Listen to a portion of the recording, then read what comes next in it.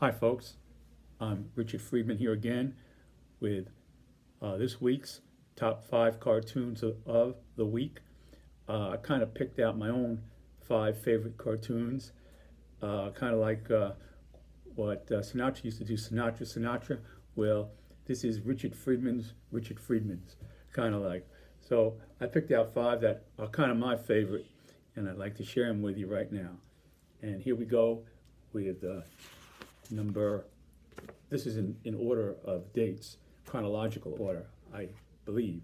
So there's not no hierarchy of hits or tweets or anything in that nature.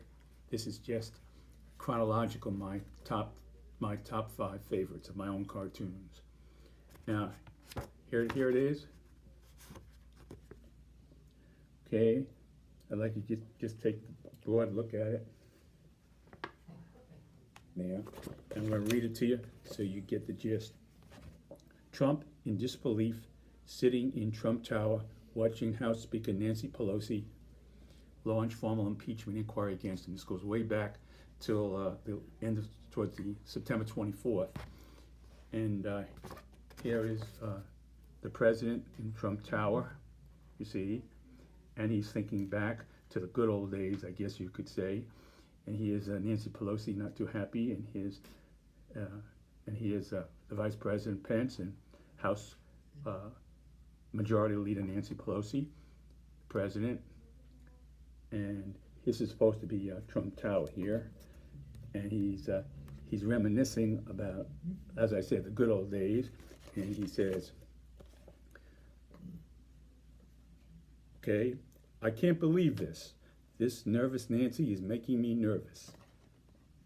I don't give a S.T. I'm still leading in the polls, and they will never get 2/3 of my Senate. But I miss nervous Nancy." Okay, and there's Trump Tower again, and the president is in his Trump Tower here, see, and he's up there and reminiscing about the past.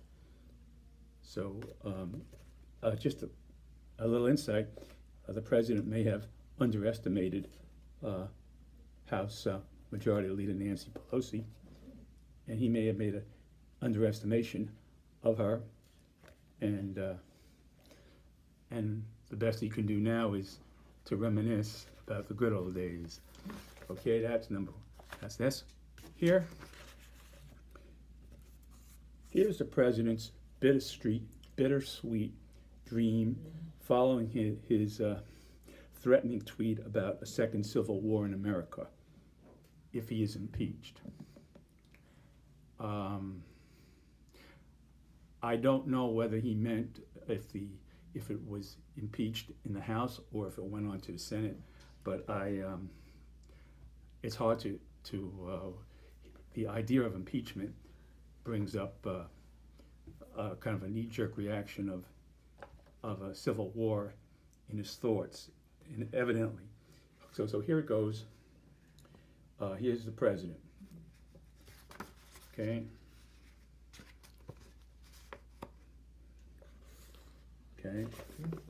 If the Democrats are successful in removing the president from office, which they will never be, it will cause a civil war-like fracture in this nation from which our country will never heal.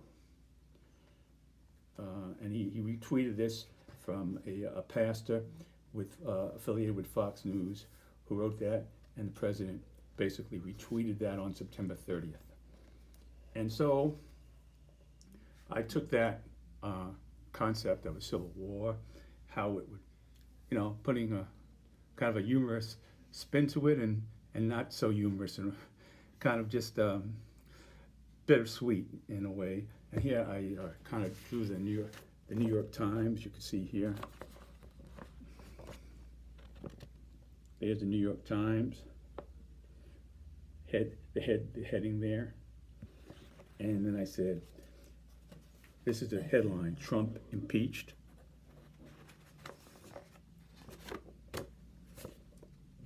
The headline: Trump impeached. Okay, there it is right here. You can just, I'll let you read it for a second. Okay, and now I'll read it. Trump impeached.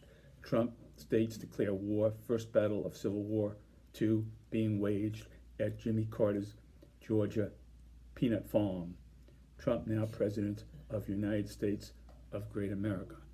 So, the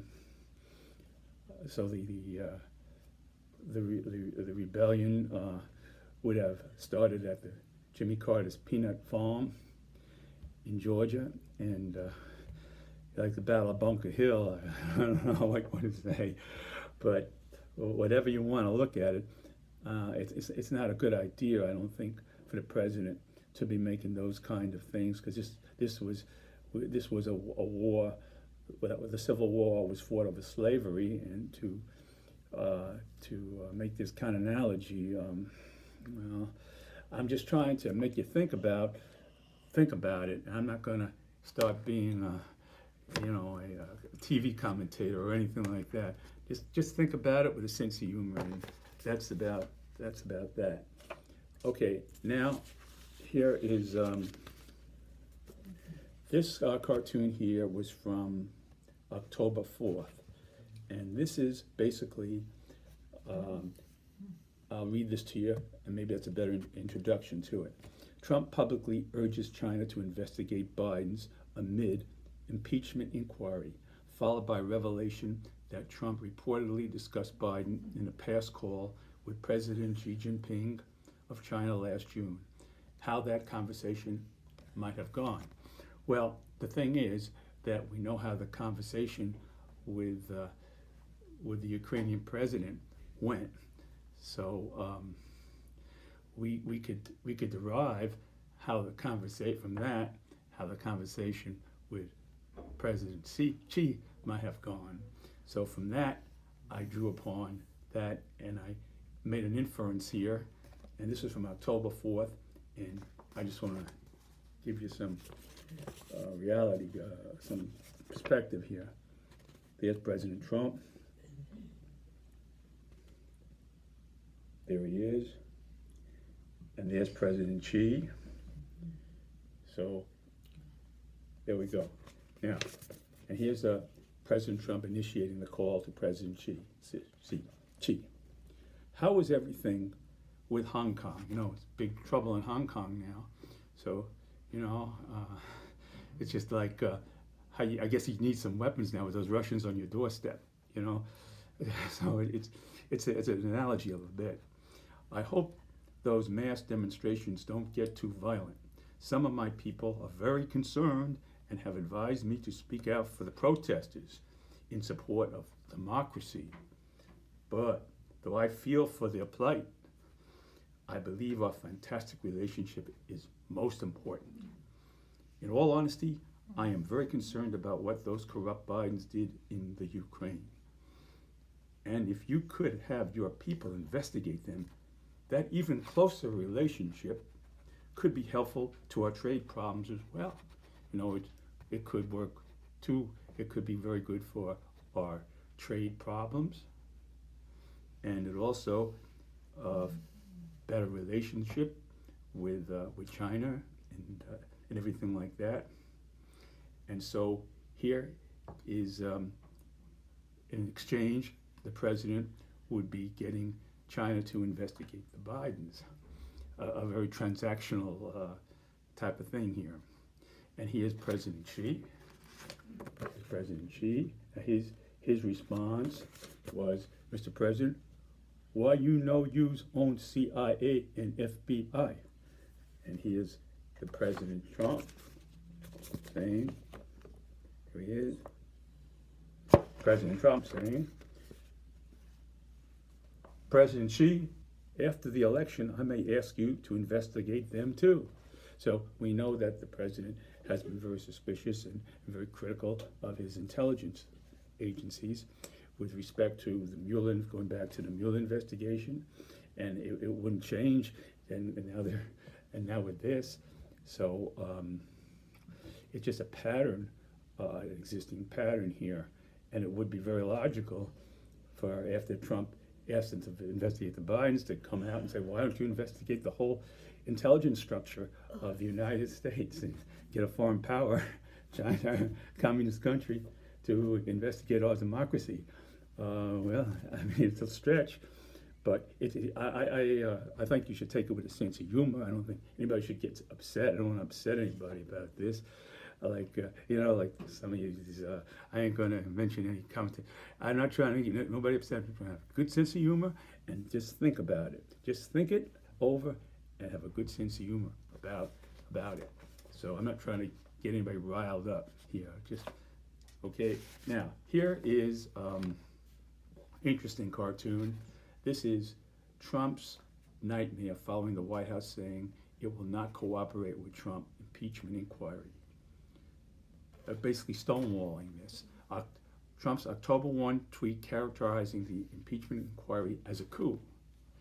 Something like, like you would see in a third world country. Over there in a third world country where things like this happen overnight, you have a new, it's a new world overnight.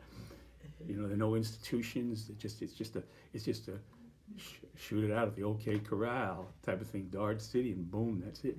New government comes in. This is what Trump's one coup. If you look up the definition of coup from Merriam-Webster, which I did, you see Merriam-Webster defines it as a sudden, decisive, violent overthrow of an existing government by a small group. In other words, a bunch of renegades going in there and in that way. We had the French Revolution over there, but that took a long time to bubble up. We had Marie Antoinette, they had Marie Antoinette, let them eat cake, and all those episodes with the storming of the Bastille and everything like that.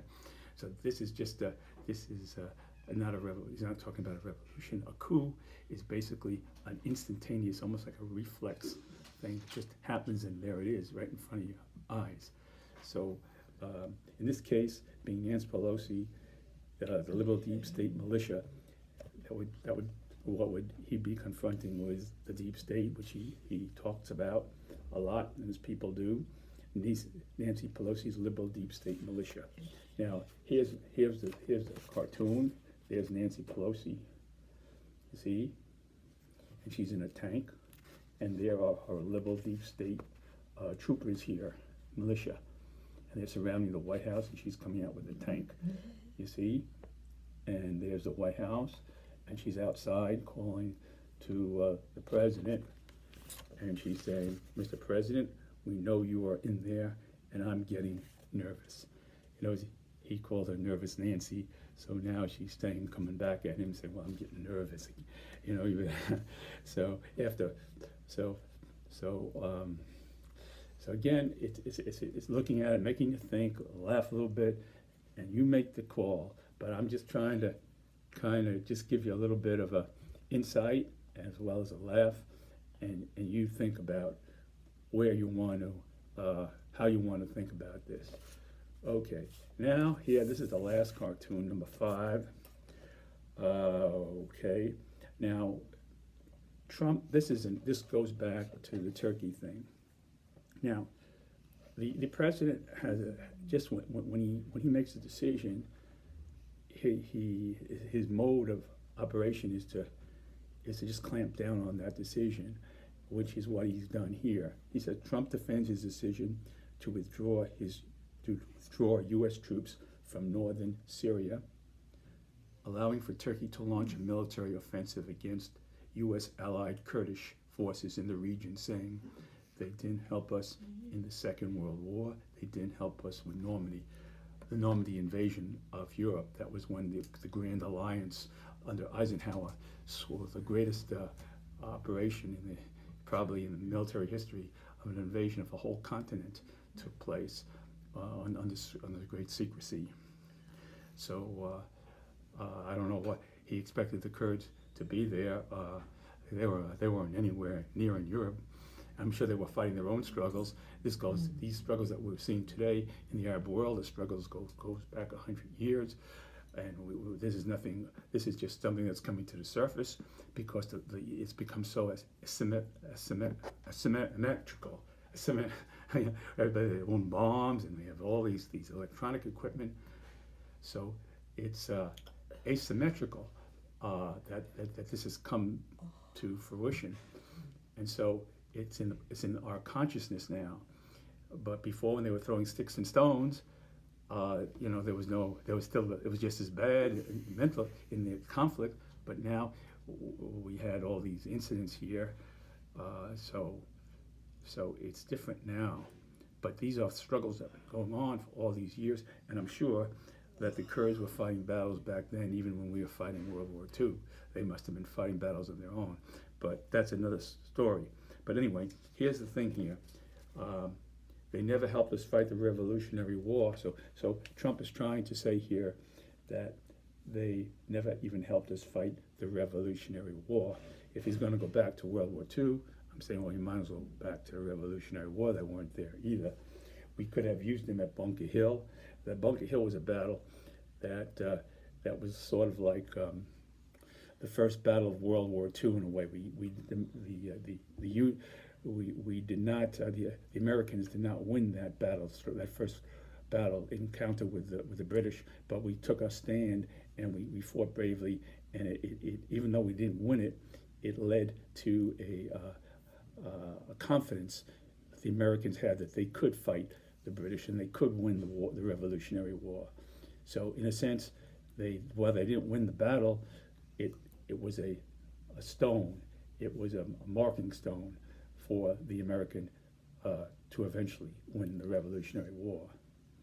So it was a marker. But no, not even one. So then he's saying, well, they didn't help us during the Revolutionary War, but no, not even one in cannon. They could have gotten at least a cannon. They could have sent a cannon over, Didn't have to show up. They could have sent us a few cannons, So again, I'm trying to use a little bit of humor to bring out a point that basically I would think that President Trump, if he wants to double down on issues that he feels strong about and that everybody does not, including members of his own party, he should at least stay in the here and the now and not drift back into going back to World War II to have to justify his positions of today, but rather to seek reasons, at least give us reasons that exist today for his decision. I think he owes it to the American people it's a digression to go back to World War II and justify what we're doing today. But that is a digression. I think he should just stay on one of the course that he's on and give reasons for his decision to do this without departing like in a time machine, going back in a time machine. So President Bush has President Trump has a lot of time machines that he sometimes brings into the picture. Anyway, I want to thank you very much for watching my video and my top 5 countdown, and I look forward to seeing you again, and you have a good day, and thank you for watching this video. Bye.